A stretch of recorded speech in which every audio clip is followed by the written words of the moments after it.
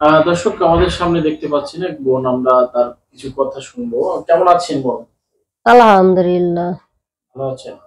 হ্যাঁ, আপনাকে দয়া অনেক ভালো আছি।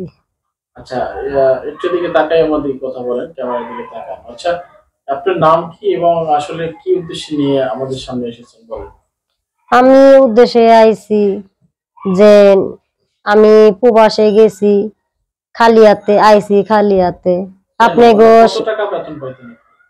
আমি পাইতাম অতি প্রথম 25,000 পাইতাম। পরে আসার সময় তখন আবার 30, মানে দুইটা বেতন 30,000 টাকা। আর সব 25 করে হয়েছে।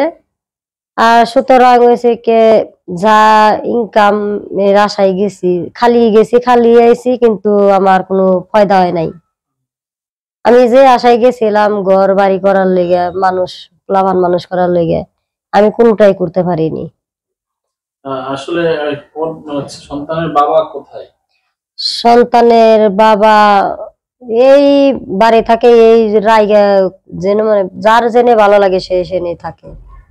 আচ্ছা, বাবার সাথে কি রাগ করে চলে গেছেন প্রবাসে? হ্যাঁ, রাগ করে গেছিলাম, মারধর করতো, রাগের সাথেই গেছি। কি অভাব ছিল আপনার ভিতরে? আমারও অভাব ছিল, আমার পোলাপান চাহিদা মিটাই পারতাম না, ঠিক কোনো খাইতে দিয়ে পারতাম না। তারপর থাকার জায়গা নাই, বসার জায়গা নাই। স্কুলে দিতাম, হেনে অবহেলা হইতো, অপমান হইতো, পোলাপান হইতো, আমিও হইতাম। আমার গরিব বলে মানুষ মনে করে নাই, মূল্যায়ন করে নাই। কে মূল্যায়ন করেনি? সমাজের মানুষ, দুনিয়ার মানুষ। আচ্ছা, এই যে আপনি প্রবাসে ছিলেন, ওদের সাথে যখন প্রথম গেলেন, কি কাজ করতেন ওখানে একটু যদি বলেন। আমি ওখানে 3টা রুগী পালছি। আর আমি এমনিতেই রুগী, আর রুগী পালতে পালতে আমি নিজেই রুগী হয়ে যাই। তারপরও আমার শরীরটা ভালো রাখছিল, আলহামদুলিল্লাহ। আচ্ছা, ওদের বাসায় ভাষা বুঝতেন আপনি? হ্যাঁ, বুঝতাম। আচ্ছা, যখন ডাকতে আপনাকে কাজের জন্য কি বলতো? হেরা বলতো আরবিতে যে নাইসা, তাল, হুম, মানে আমি আসতাম। হুম। যদি তাড়াতাড়ি হইতো কইতো সুরা, সুরা মানে মানে কি? সুরা সুরা, মানে তাড়াতাড়ি আসো। আহ, ওষুধ খাওয়ানোর কথা বলতো যে আয়সা, তাল, সুরা সুরা, দাওয়া, আহ, কুলি, কুলি মানে মানে ডুগি, ডুগি মানে গিলা খাওয়াই দিবার বলে আর কি। আচ্ছা, আর এখানে কি আপনার অন্য কোনো অসুবিধা হইতো? না, সেনে অসুবিধা হইতো না। সেনে আমার পরিচিত করা লেগে আমারে আরো 2,000 টাকা দিয়ে আমার হেল্প করছে পুলিশে, মিছা কথা বলে এমনি। কি খাবার দিত আপনাকে? আমার খাওয়ার বিটে খাওয়াই কষ্ট করছি। আমি রুটি চার বিটে থাকতাম।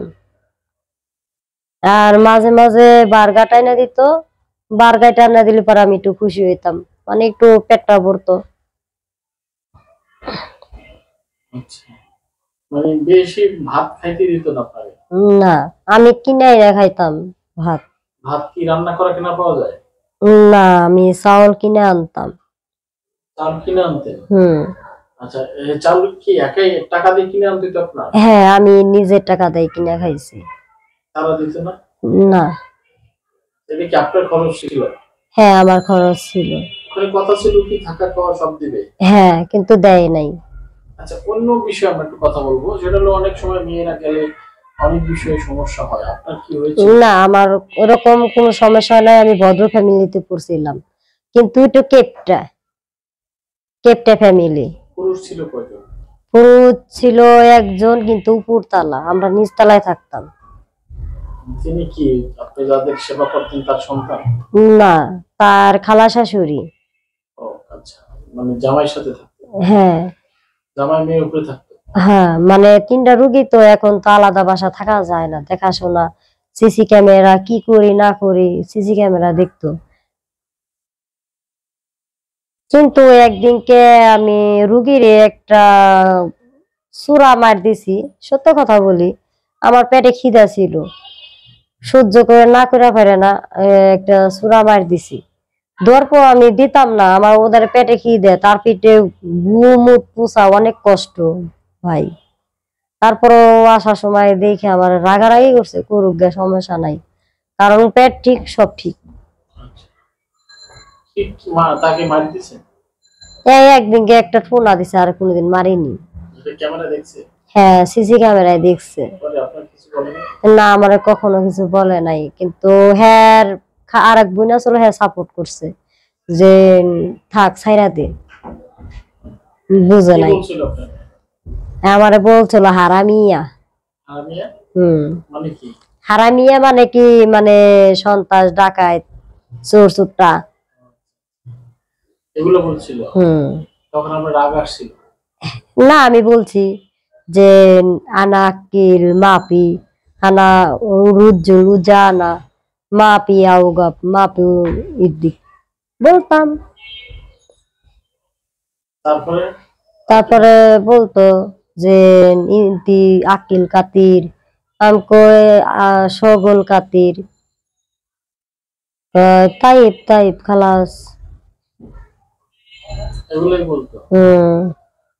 পরে আমি বলতাম যে মিয়া মাপি মিয়া মিয়া, মানে আমি ভালো নাই, তোরা ভালো আছিস, আমি ভালো নাই। দর্শক, আমরা শুনছিলাম তার প্রবাস জীবনের কিছু কথা। আমরা আরো কিছু কথা নিব, আমাদের সাথে থাকুন। পরবর্তী প্রোগ্রাম দেখার আমন্ত্রণ জানিয়ে বিদায় নিচ্ছি। আল্লাহ হাফেজ।